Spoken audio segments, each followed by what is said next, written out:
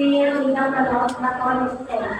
Ang pamamagitan ng Catholic faith, wala sa transparent urge at ang Catholic iba, namin kung may tayo magbabago. But when it comes to sex, anong prefer mo? Bago na tayo.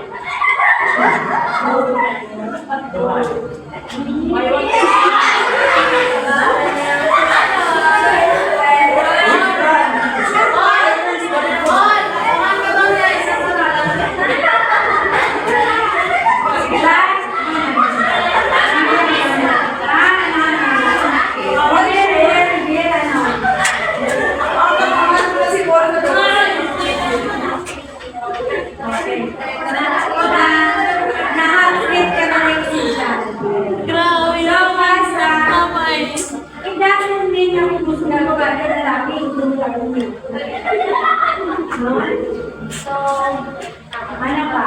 Bantay lagi po? Bantayan ba naman po?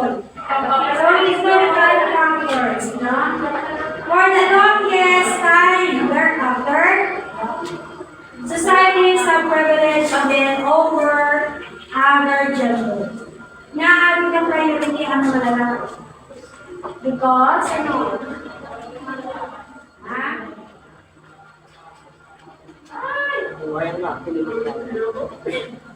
Men over other genders mainly because of the preferential given going to them in the productive sphere or of the public work. Women who have been delivered due to their ability to conceive have been viewed as solely capable only of productive affairs. So, class listen. Ang mga babae, mas lubog ang kwan sa ilangan sa mga lalaki. Because lalaki, in the sense that they are masculine, ano ba rin naman sa lalaki? Parang mistakes,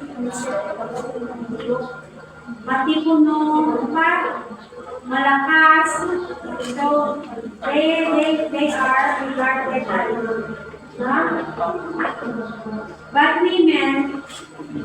but women are differentiate from men because